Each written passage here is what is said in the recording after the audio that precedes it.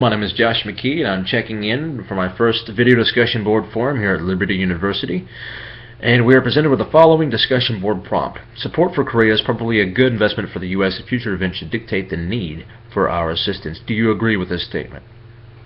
Well, in short, I do agree with this statement. But first, let me elaborate my position using a historical and geographical perspective. Historically, Korea existed as a unified peninsula. If you look at the Goryeo and the Chosun dynasties, the characteristic of unification is very evident throughout the entirety of these dynasties. Also, there was not a distinction between North and South Korea because there was no need for a distinction.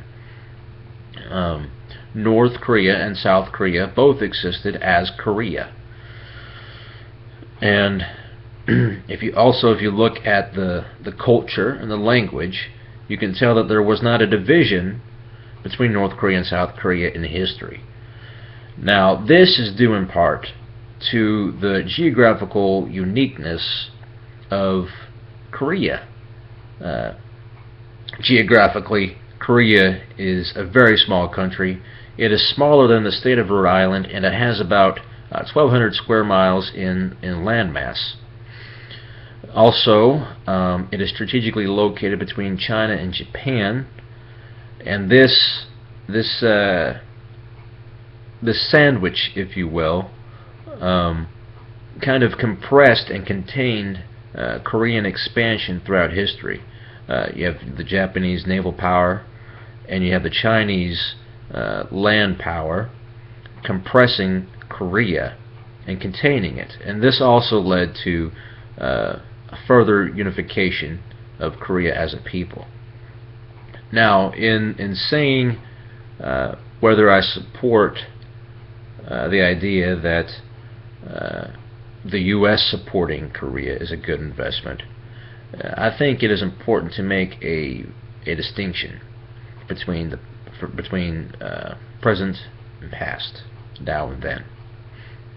Historically, Korea has been united, but presently Korea is very divided. Even the culture between North and South Korea has changed dramatically. North Korea is developing their own strict and regulated culture, as communism is pervasive throughout the entire governmental system of North Korea. And also, if you look at South Korea, where they are more free and democratic. Also, the recent attack on our ambassador, on the United States ambassador to South Korea, also exemplifies the very fact that there is still division between North and South Korea. Now, I do not believe that America should invest in North Korea per se, but I do believe that we should invest in South Korea for three primary reasons. The first reason, and I believe it's the most important reason, is that Korea is the third largest Christian nation in the world. And if we were to pull back our support from South Korean Christians, what would that say to our brothers and sisters in Christ? Because secondly, this leads to our second reason why the U.S. should support and invest in Korea. Because if we pull our support away from South Korea, North Korea is going to overwhelm them. South Korea is a dependent ally, and that is the second reason why we should continue to support and invest in South Korea. The withdrawal of our support could possibly encourage hostilities between North Korea and South Korea, and it could also lead to the unification of Korea, which in this case wouldn't be very good, because North Korea is a communist country, and we would be pulling our support away from a democracy that is free.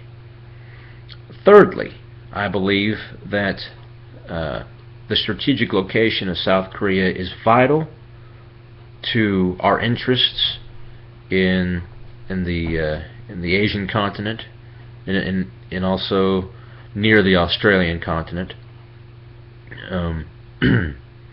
One of the reasons why we became so involved in Korea was because of Korea's proximity to the Philippines. And also, as I mentioned earlier, Korea is strategically located between Japan and China.